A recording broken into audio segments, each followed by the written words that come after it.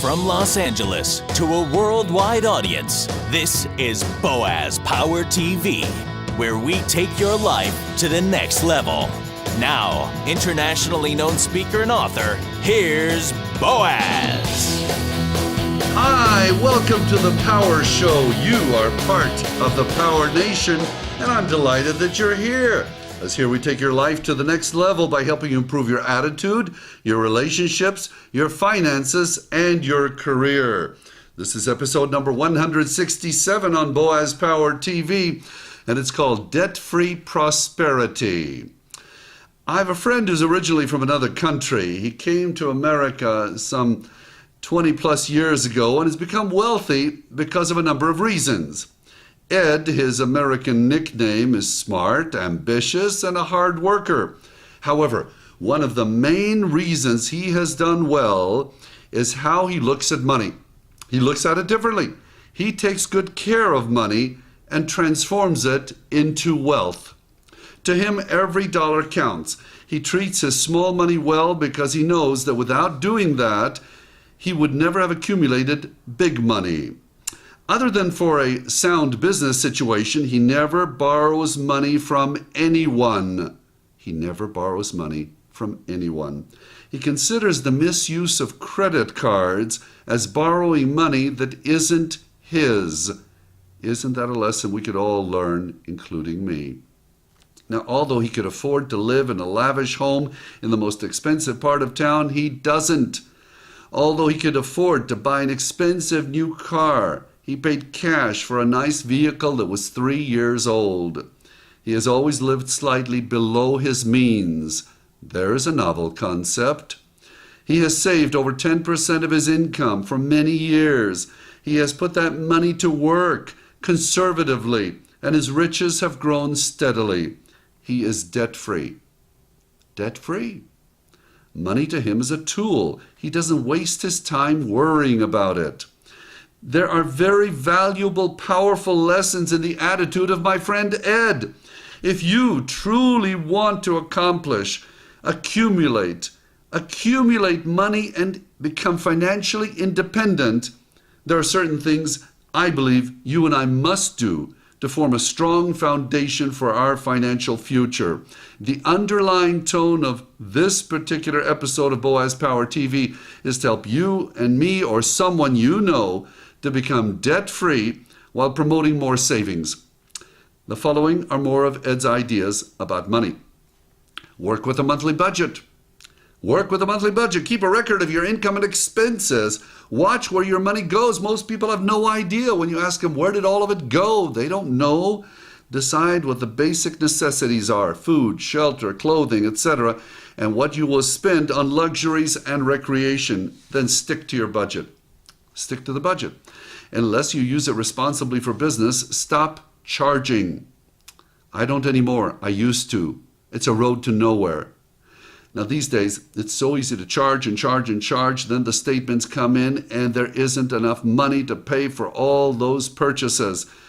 Have some plastic surgery, as I needed to have many years ago, performed. And I'm not talking about a doctor. I'm talking about cutting up the credit cards.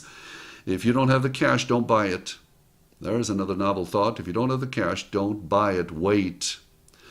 When we charge something, we're actually taking out a loan at a very expensive interest rate. That's what we're doing. We're using money that isn't ours.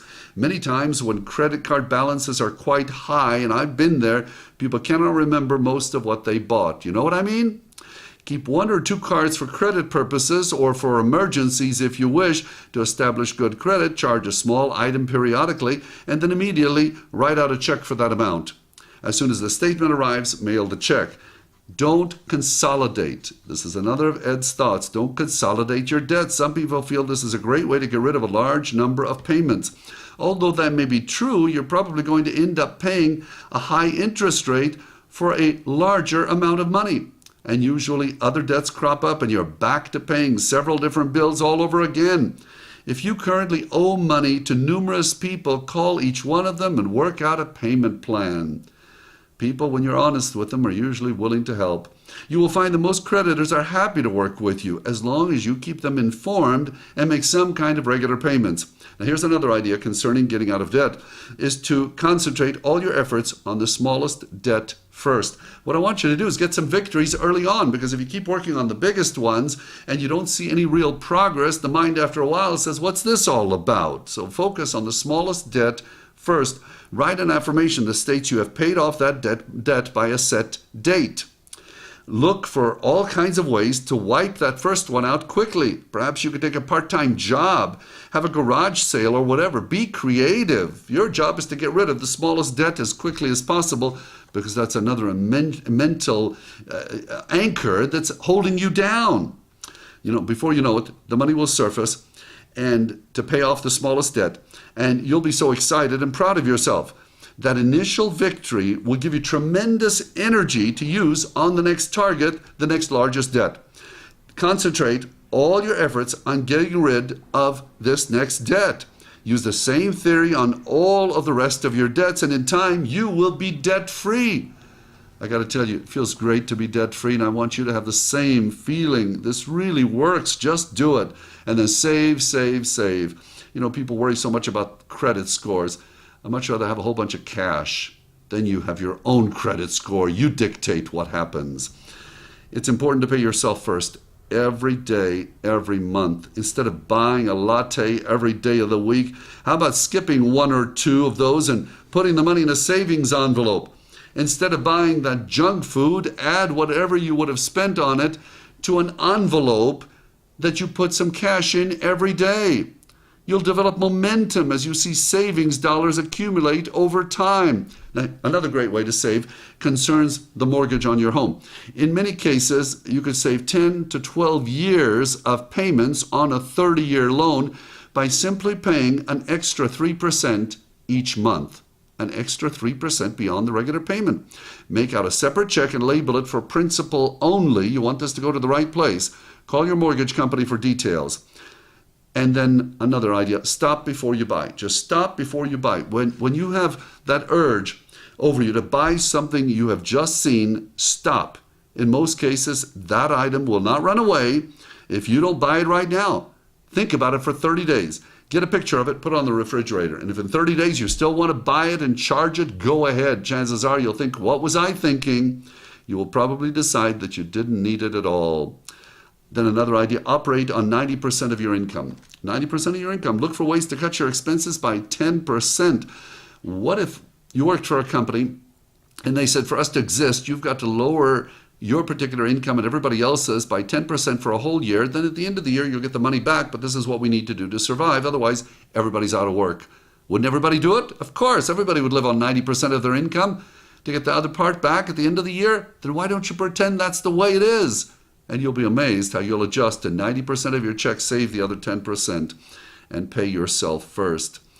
Look for ways to cut your expenses, as I said, and you'll be amazed. A wealthy Persian merchant a long time ago, 6,000 years ago in Babylon, said that the secret to his wealth was the fact that a part of all he earned was his to keep. A part of all he earned was his to keep.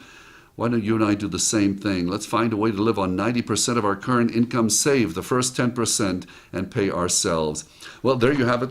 Some sound financial ideas from Ed on how to manage your money, how to get out of debt, and how to save regularly. Take very good care of every one of your dollars, and one day they will take good care of you. So the affirmation for this episode of Boaz Power TV goes as follows. You may want to write it down. I'm developing a prosperous future by being careful with my small money. I'm developing a prosperous future by being careful with my small money. Thank you for joining me. If you like these messages, and a lot of people around the world find them highly beneficial, please do me a favor, forward this to 5 people you know. Suggest they go to my website, boazpower.com, and they can also subscribe to the free weekly broadcast on Boaz Power TV, and perhaps we can give them some ideas on how to manage their money better. You are special, you are unique, you are destined for greatness. In fact, I see it in you. You are a champion. Have a powerful day. This has been Boaz Power TV. To comment, see other episodes, or to subscribe to this free broadcast, go to our blog at boazpower.com. That's boazpower.com. We're here to take your life to the next level.